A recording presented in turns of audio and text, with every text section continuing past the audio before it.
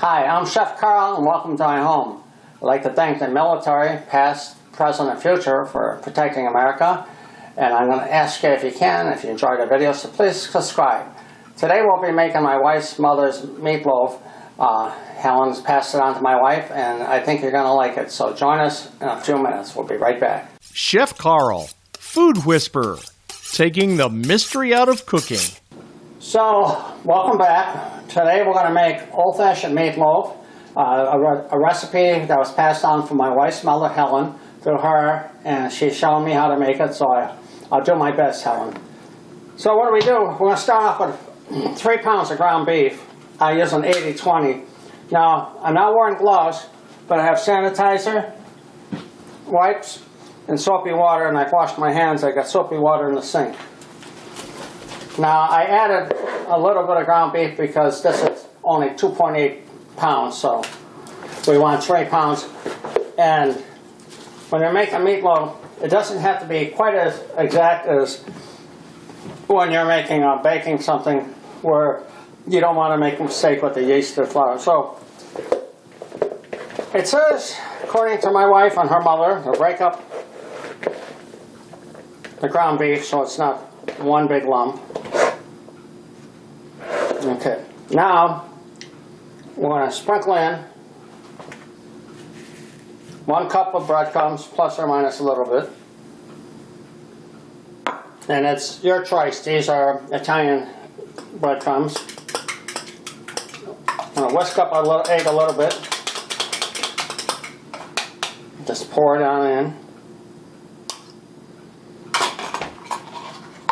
Opa. And then 1 cup of the following: diced onion, yellow or white, doesn't matter. Diced celery. And diced green peppers. And I'm just going to show you real quickly how to cut your onion and celery. I cut off both ends. Make sure you got the skin off. Okay, that's good.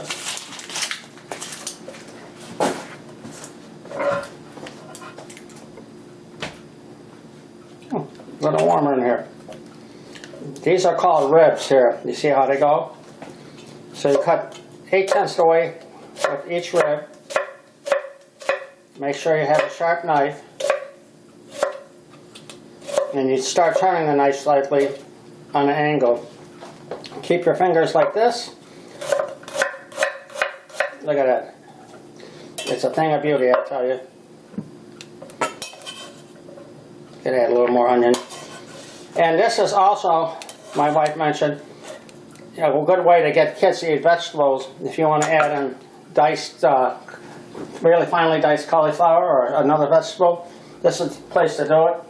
Alright, these are small peppers, again, and this is the pit. So we're just going to chop a little bit. Line them up like cordwood.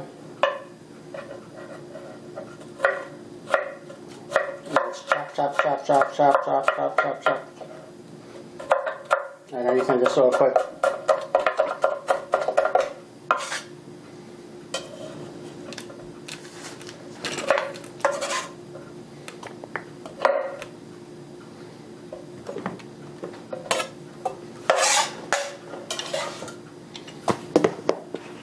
And the celery, just split it down the middle. We're going to make little sticks out of this. Just same thing. Chop, chop, chop, chop, chop, chop, chop, chop, chop, chop, chop, chop, chop. Ouch, ouch, chop, chop, chop. You don't want to have any ouches. That was just a test to see if you're watching. Nice dices. Yow. Okay. Okay, we're going to add about half a cup of ketchup. Anybody's ketchup is fine, doesn't have to be fancy. 2 tablespoons of spicy mustard, but you can use yellow mustard. You don't have to put mustard. This is all to taste. I got 1.5 tablespoons of A1 steak sauce or Worcestershire sauce. The whole idea with meatloaf, with the vegetables and seasoning, is it's family food and you should work out of your refrigerator. Okay, now we have 1 tablespoon of granulated garlic. Just kind of sprinkle that in.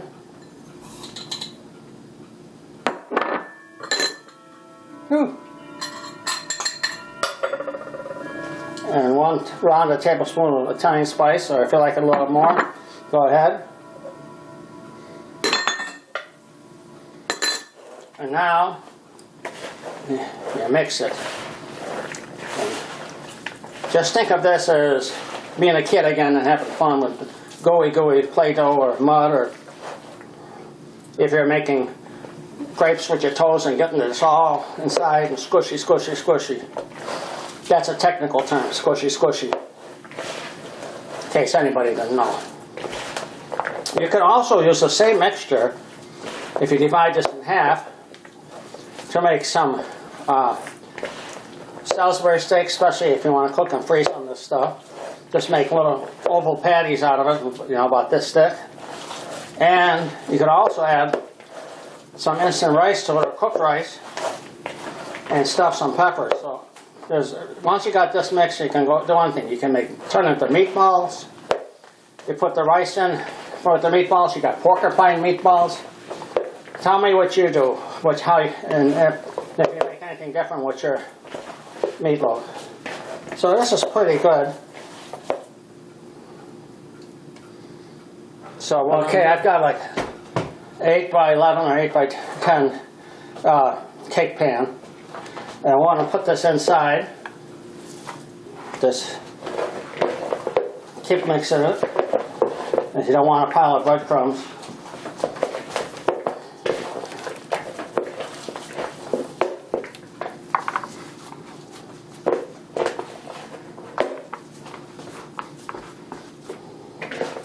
And this is plenty of meat for a meatloaf. Like I said, you can. Whew.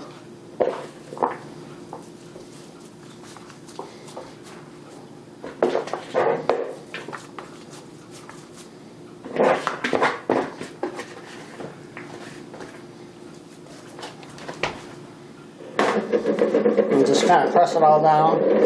Show it some love. And don't worry if a couple peppers, onions falls out. You want to make it as even across as you can, so this end isn't well done and this end isn't medium rare. Now if you want, you can make this mixture into a loaf in the refrigerator overnight. Just remember it's going to take a little longer to cook.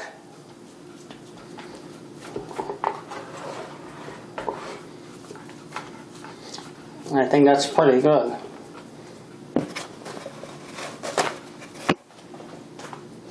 Try to get all the cracks and stuff up. If you make it overnight and you try to bake it, start it off at about 345 for the first 15 or 20 minutes to kind of let it equilibrate, get the temperature down, and then you can kick up the temperature to like 365. But you should always check your ovens. Well, oven thermometer and make sure, because they can be off 10, 20, 30 degrees. So now we're going to pop it in the oven. Give it about, 45 to 55 minutes, depending how thick it is. And now we're going to take it out, and we're going to put an 8-ounce can of tomato sauce over the top, bake it for another 10 minutes, and then we're ready to eat. All right. There we go. It's been about 45 minutes or so, and we're going to go check the temperature to see how it's doing. It should be almost ready. All right.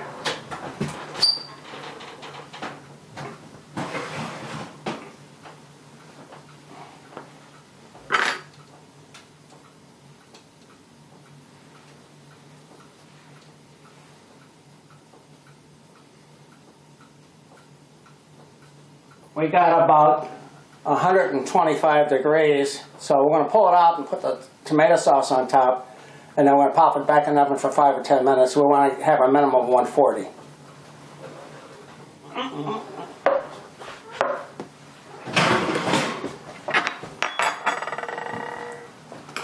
And this is just any brand tomato sauce you want. Try to pour it over the top best you can. Kind of spread it around. Give it some love. And again, if you make the meatloaf a little skinnier on a longer pan, it's going to take less time to cook. But you want to just let this all kind of bring its happiness down upon it.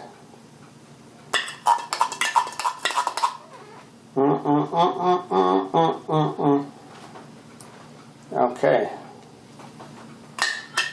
That's for about 9 minutes. The oven's been at about 365 degrees, but you have to just check because all the ovens are a little bit different. Oh, that looks good. Okay, so we're going to let that go about 10 minutes. Well, it sounds like our meatloaf is finally done, and let's give it a look-see and serve up a plate and we'll see how it is.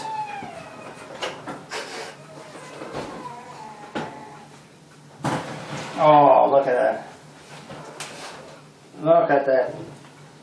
That is beautiful. Beautiful. It's so beautiful, beautiful. 1 second here. Try not to burn the cutting board.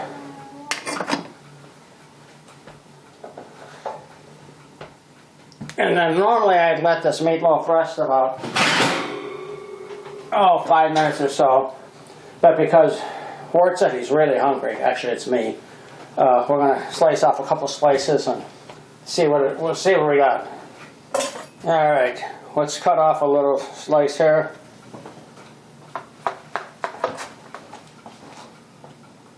Like I said, it falls apart a little bit when it's real hot.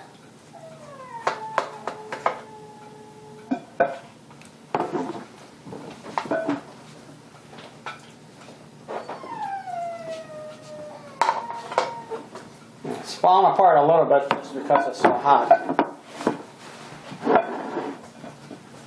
And this is also just a nice, good to eat cold. So we're going to put some green beans.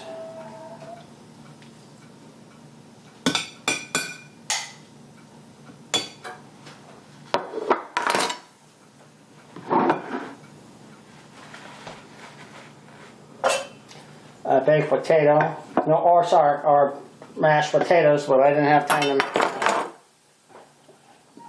Like that. Some butter or sour cream, don't be bashful.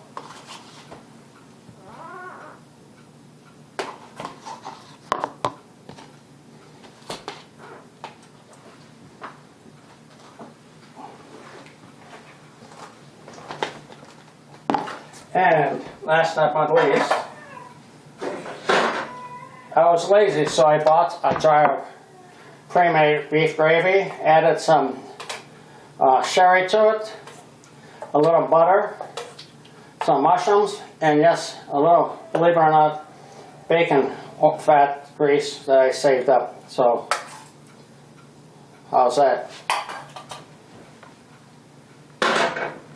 And there, my friends, we have Helens old-fashioned meatloaf and green beans, baked potato, and mushroom sauce. Thank you so much. Ward and I are going to taste this in a second, and see us next time for our brand new show.